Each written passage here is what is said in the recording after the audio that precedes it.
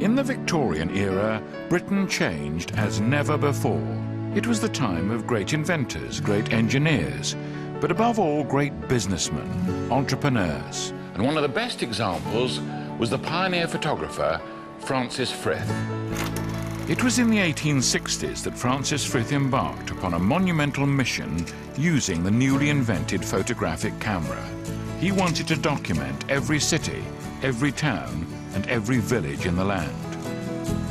I'm tracing the footsteps of this remarkable man and his team of photographers. Using their pictures as my guide, I'll be traveling the length and breadth of the country, finding out what has altered and what has stayed the same. And along the way, I'll be taking my own photos to try and capture the mood of the place as it is now. That's great. Welcome to Britain's first photo album.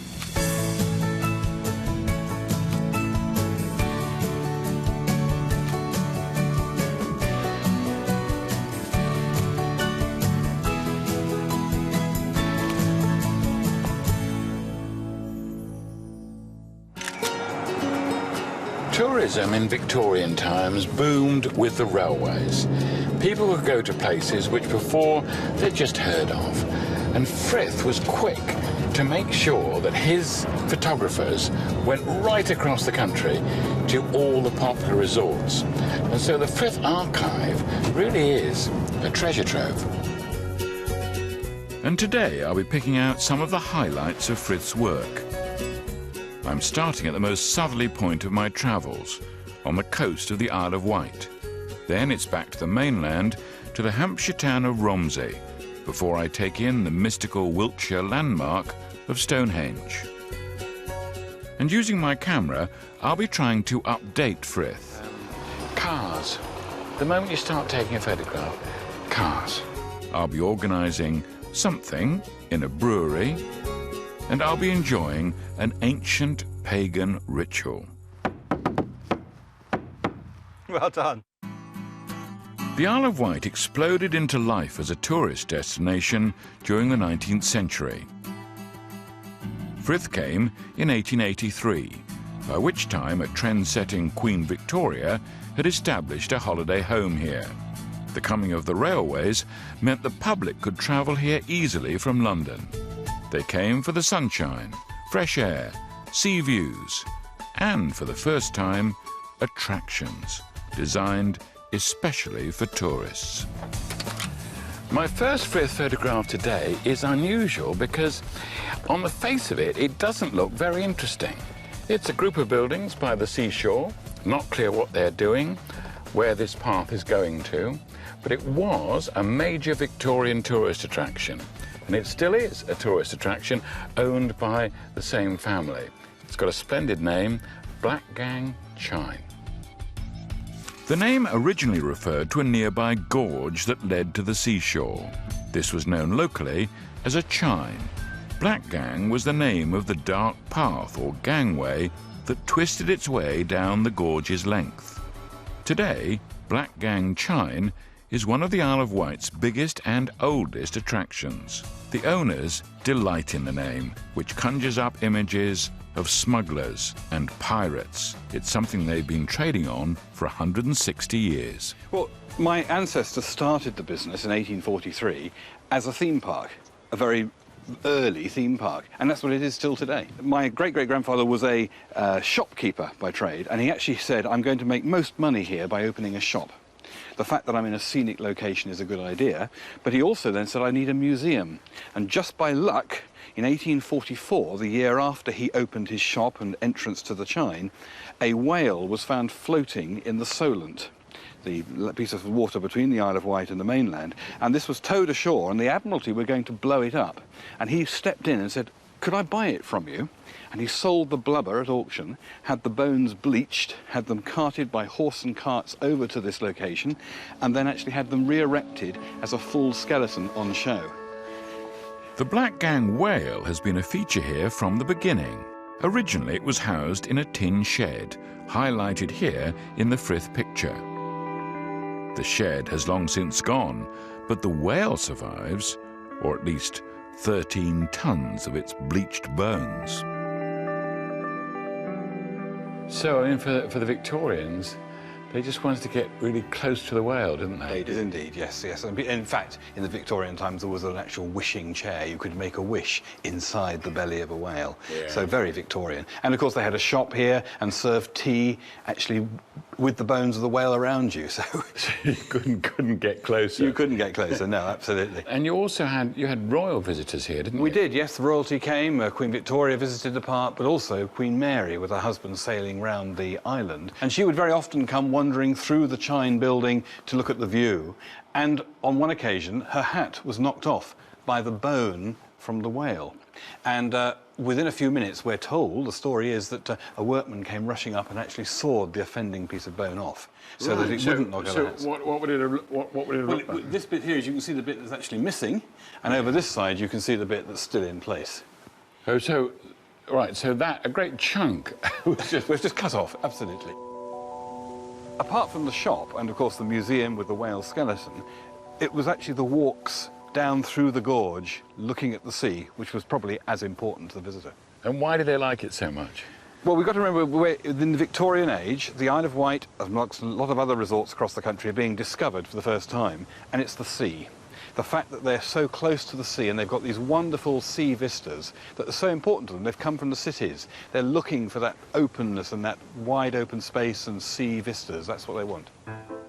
Now given the chance and encouraged by Queen Victoria, the people of Britain fell in love with the seaside. It was the place to go on holiday. They could lose a few inhibitions, enjoy the fresh air, and escape from the smoke-filled cities. The idea of the great outdoors became a 19th century obsession. Frith and his team were there, able for the first time to capture the new mood. And although they might not have known it then, they were creating a stunning record of how life was changing. Where are these buildings? Where would they be now? Well, we'll turn round right now, turn round here, and if you look straight ahead of you here, they're in mid-air. They're mid-air? Yes, where we've actually got a cliff edge here, which is falling away every year, and those buildings in that particular view were about 40 metres out into where currently you see the deep blue sea. Since the 1883 photo was taken, Simon's family have lost a large amount of land. It's simply fallen into the sea, in part as a result of the strong winds along this coast. And sadly it means that the very top of the gorge path is all that's left of the original Black Gang Chine. And then, of course, when they got to the top of the gorge, they were greeted with this stunning view down the coast.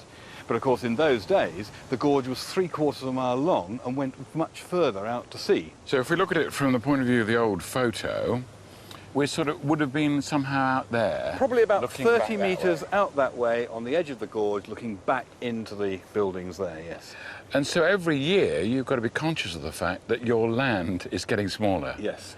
So how do you cope with that? Well, it's a bit like a crab. We move sideways and backwards with our developments and our ideas, and have, of course, to take down attractions and move them as and when the cliff gets close. We call that managed retreat. It's a nice word, isn't it?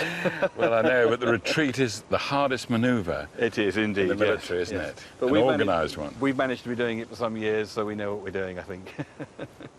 Each of the 5 generations of the de Bell family have had to deal with a different coastline. So for my first photo of the day, I want to do what Frith did and capture a particular moment in this ever-changing scene. Simon's concern is for the children of today, but I can't help but feel rather sad to think of the seaside days enjoyed by children here in the past. Got a kind of Victorian feel to it too. I wonder how long it will be before this is gone forever.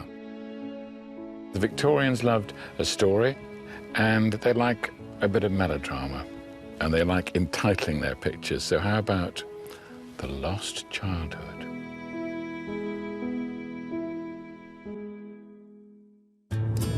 I'm moving east along the southern coast of the Isle of Wight towards Ventnor, the town that Charles Dickens described as the prettiest place he'd ever seen. I'm here to investigate our second Frith photo today. It's all about health. This incredible building, stretched along a hillside, was Ventnor's Royal Hospital, an institute famous for its treatment of tuberculosis. It opened in the late 1860s, with Queen Victoria as its patron, and it became renowned across Europe. The building was knocked down 50 years ago, but the grounds, which once grew medicinal plants, are today the home of Ventnor's glorious botanical gardens. I'm meeting historian and garden volunteer, Jonith Hill. I have a personal connection because my father actually convalesced in this hospital in the 1960s when it was just convalescence and not tuberculosis anymore. So you got an affection for the old Oh, hospital? yes, a deep affection, and this is why I'm delighted to work here now. What was the reaction when it was announced the hospital would close? That must have been a blow for lots of people. But by that time, tuberculosis were virtually under treatment, and you didn't need hospitals of this size to continue to treat it. Therefore, the patients could be treated at home. So, although this would be a wonderful hospital if it was still here... Look what we have now. When this hospital closed in 1964, TB was still responsible for 2,000 deaths a year. But in Frith's day, the annual death rate was about 80,000. The Royal Hospital was at the forefront of moves to combat the disease. Each patient would have a separate room, and they would all be facing south in this lovely temperature and the climate that was here. So it's fresh air, just as they used to do with patients sending them abroad. And did it work? On the whole, it did seem to work. I think, you know, away from the grub and the dirt that you would get in the cities, to come down here and live with all this fresh air obviously benefited them greatly. And only here for about 3 to 6 months and probably could go home and be completely cured. Pity we can't see the building now, isn't it? It is indeed, but there is just one remnant. This, in fact, was used as a ward because the thing with tuberculosis was that they should be out in the fresh air as much as possible. So they certainly came down here by day, and the ward would have been open, and sometimes even by night. They would be left if the conditions were not too cold, which hardly ever were down here. And now it's a potting shed. Now it's a potting shed. All right, but anyway, you can imagine the wards there, can't you? Yes, you can indeed. There's one part of the modern botanical gardens that's been preserved since the time of Frith's photo. Chris Kidd is the head gardener. So these palms were here when the hospital was here? They were donated to the island and given to Queen Victoria, who was a patron of the hospital. She visited the hospital several times and recommended this was where the plants should go. Well, she may have been here for the planting, we don't know, do we? It could be. Right. And are these, how old are they then? They were planted in the 1850s. Right. So I'm actually pressing against a plant that was, well, certainly alive when Queen Victoria was alive. May have been planted by herself. May have been planted. Well, now that's wonderful. It's time to start thinking about my photo. So many flowers, so many colours, so many angles. But what about the spot where the Frith photo was taken? The picture, the Frith picture, was taken obviously from this hill. It's looking back on the hospital in the 1890s, and you can see, well, you can see the wall there, which is now this wall, and you can see the cricket pavilion. So that's there. And although I was thinking of taking a picture here, I think it would be more interesting inside the garden. I can't follow Frith's lead because the building's gone. I'm going to have to do something completely different, and this could be it. So here it is, my second photo for the album, the oldest and the best of the Ventnor Botanical Gardens, and a reminder of the Royal Hospital for Diseases of the Chest. And just think what Queen Victoria would think. There it is, she gives the seed. It's still going in the next century, and it's also still going in the century after. So that is a link, a direct link with Queen Victoria, and that's why I like that picture.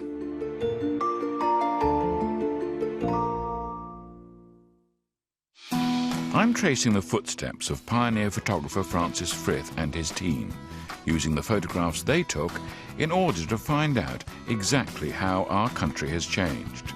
And having toured the Isle of Wight, it's back to the mainland to look at two very different Frith photos. Just north of Southampton, on the banks of the River Test, is the small market town of Romsey. And it was here, in 1898, that the Frith photographic team captured this beautifully composed image of the marketplace. Frith took several pictures of Romsey's town centre, but it's the market square I need to find. Can you help me with this photograph? Where do you think that is? Is this a trick question? No, no, it's not a trick question. I'm trying to find out where it is. That's a beautiful picture. Yeah. Can I ask where you got it from? It's a Victorian picture, Yes. very famous photographer Right. called Frith. Okay. He took this, Right. and my job is to find out exactly where it was from. Oh, that's easy. All right, go on Yes, then. just round the corner, my dear, and you'll see the statue. The star of the show here is Lord Palmerston, who was Britain's Prime Minister not once but twice in the 1850s and 60s. He's very much the local lad made good. But when you look at the photo closely, it contains clues to one of Romsey's traditional industries. And that's something I want to discuss with local historian Phoebe Merrick. Even today, looking around the modern town, there's no getting away from the fact that this town seems to enjoy its beer. Two references to breweries here. Here, with the off-licence, and here with the old pub. Romsey was famous for pubs, wasn't it? Oh, very much so. When we were looking to do the history of pubs in Romsey, we found 84 of them. 84? It's a small town, though. How many About people? 5,000 people. So it's a pub for every family, but not quite. But I mean, it's amazing, isn't it? Yes, mind you, I think many of them were no more than beer houses, and often it was wrapped up in the front room, and the wife ran it as an additional source of income. Not like now, when if you run a pub, it's a full-time job. But why should Romsey need so many pubs?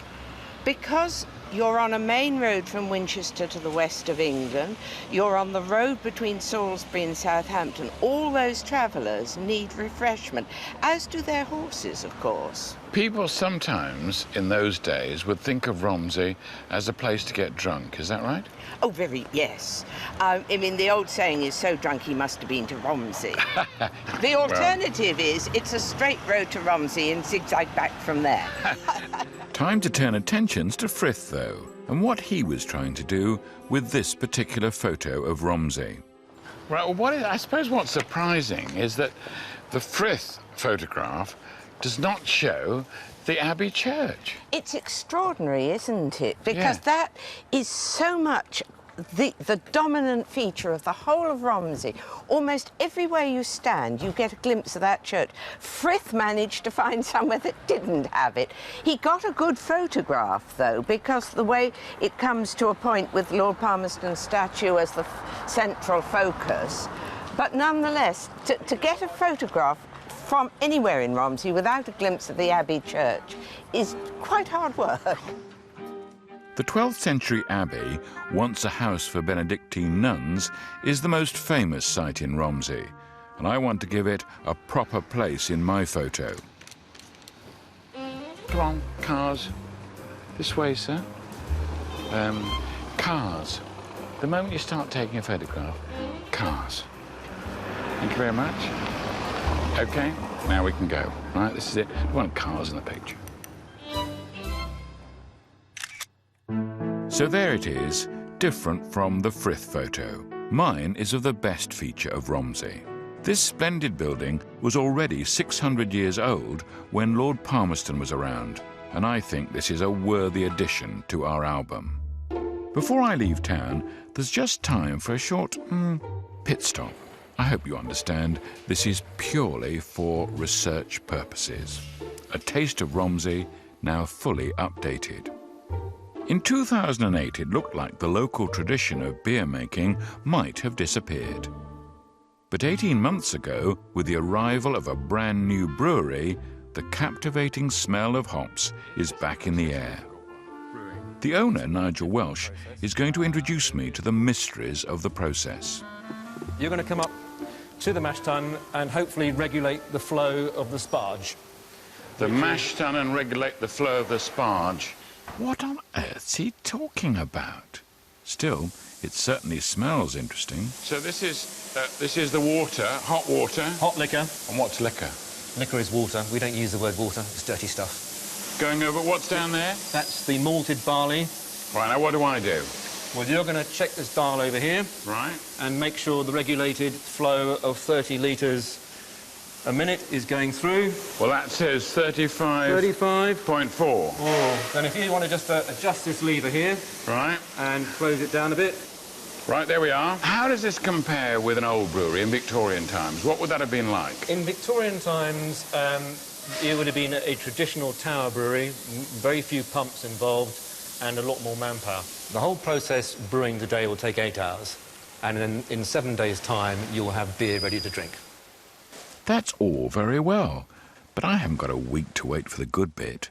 Fortunately, though, Nigel has one he made earlier. It's not bad. It's not good. And whilst I'm here, it would be foolish not to have a quick sip of the bottle-conditioned house special. No, that's okay. Oh, and there's the deceptively strong local porter. Would you like another? I'll have another 3, I think.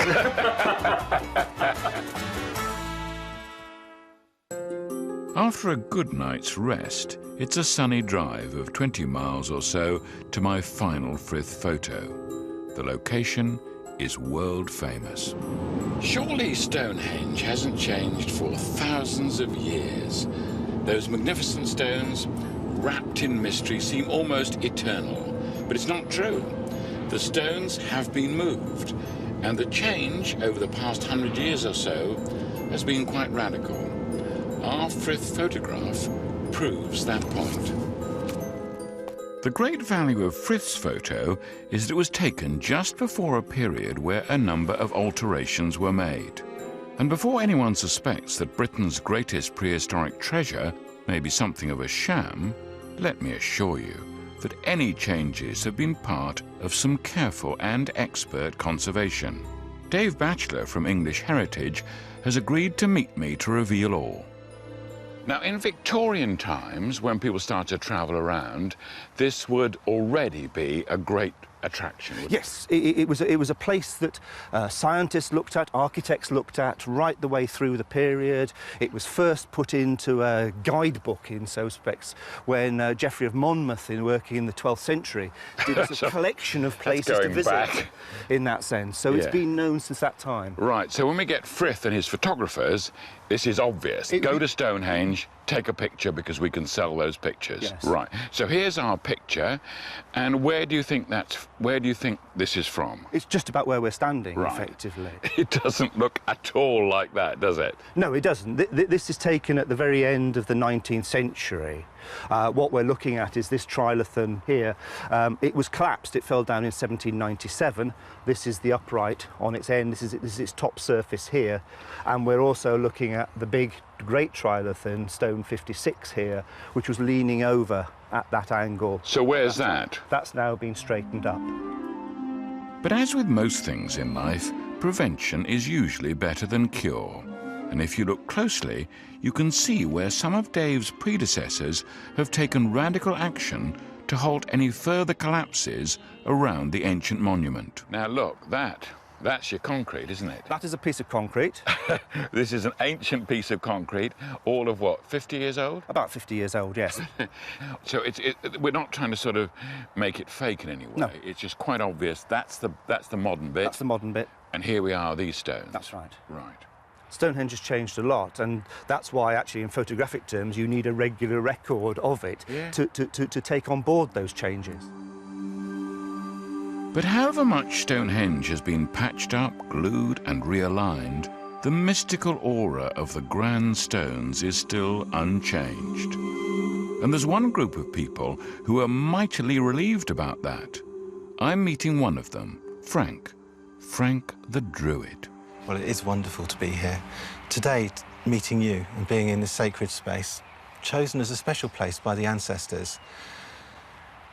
What goes through my mind is the peace, the sanctity, and the very special energy that Stonehenge has when you visit and you're fortunate enough to come inside. it's a place blessed. It's very, very special. But you don't have to be a druid to appreciate that side of it. Absolutely not. No, that's good. So I can speak to you on the same level, even though I'm not much of a druid. Yes. No, that's good.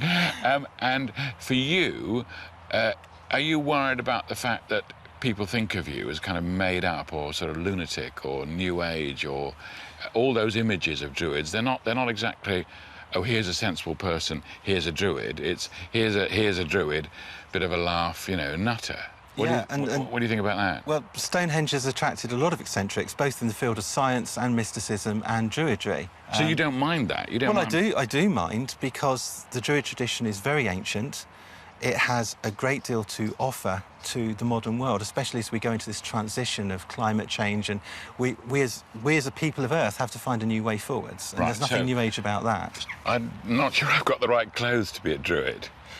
No problem. We'll dress you in the robes of a bard. So that would be, well, like a bard would be a sort of poet? Essentially, the bards manifested in society as poets and artists who would travel and share the news. The early journalists, in fact, well, I passing news between the tribes. I would have thought I'm a shoo-in for that, aren't I?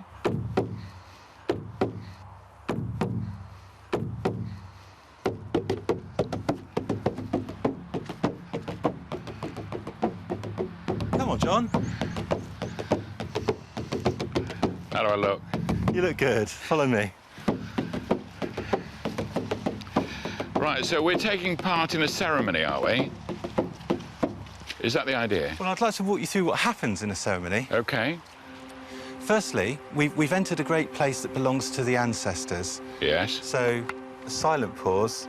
Hello, ancestors. Hello, ancestors. Exactly. Do I have to say it? No, I just have to think it. You can just think it or say it out loud. Can I bang the drum? Absolutely, if you want to. Right, OK, can I give me a bit more of a sort of sense I'm taking part? We're loud and proud and slightly crazy at Stonehenge, so what we do for real, but we don't do it with great reverence. We're loud and right, OK, have fun. So you shout out welcome and I'll do the drum. OK. Right? Yeah, go on. Welcome to Stonehenge, everybody. We are here this day to celebrate being in the presence of the ancestors. Shortly after the turning of the year of autumn equinox. Well done. OK, is that all right? Yeah, absolutely. And what do you do when you're not a druid? When I'm not a druid, I work full-time as an IT consultant. Oh, right. So behind every IT consultant is a possible druid? Quite likely. That's great. Oh, well, back to work. Time for my photo. Ordinary tourists, if I can say that, can't get as close to the stones as I can. Special permission. So I'm going to take advantage of that and take my iconic photo. And there it is, the great immovable monument of Neolithic Britain. That's not quite as immovable as you might think. Next time, my journey continues west along the coast to Dorset and Devon. I'll be fossil hunting and milling my own flour in Lyme Regis and trying my hand at a spot of heavy horse farming near Barnstable. I think I'm a natural.